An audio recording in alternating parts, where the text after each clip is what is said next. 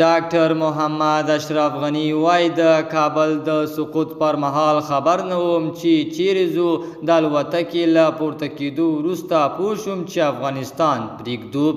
په سلامونو مو هرکلی کوم د AFG نیوز چینل درنو لیدونکو، سلام، ستړي مه شئ، وخت مو په خیر. پام مو راګرځوم د دې ساعت تازه او مهم خبر ته، او په سر کې یادونه کوم ملګرو که مو چینل نوي سبسکرایب کړی د تازه او مهمو خبرونو لپاره در سره AFG نیوز چینل په درنښت سره سبسکرایب کړئ.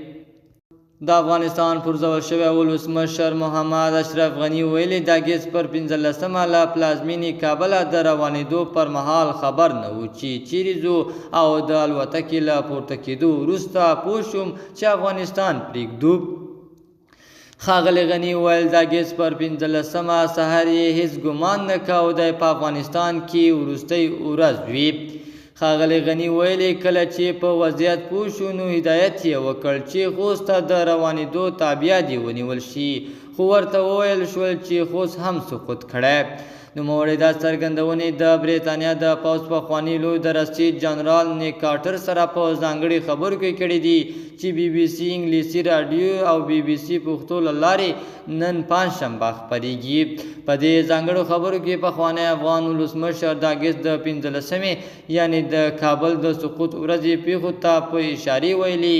د هغې ورځې پر سهال مې فکر نه کاوه چې ماسپښین به له افغانستان وځم.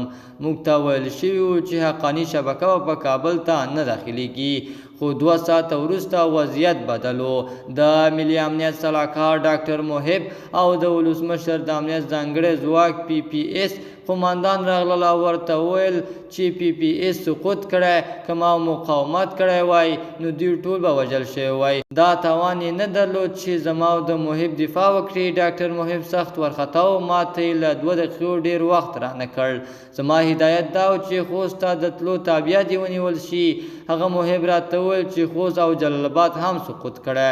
زه نه پوهېدم چې چیرې ځو. کله چې الوتکه پورته شوه ایله هغه وخت پوه شوم چې له افغانستان وځو. د هر څه ډېر ناڅاپه وشول. د AFG نیوز چینل درنو لیدونکو، دا و زموږ د دې ساعت چمتو شوی خبر. تر بیا خیر چارې، د الله په امان.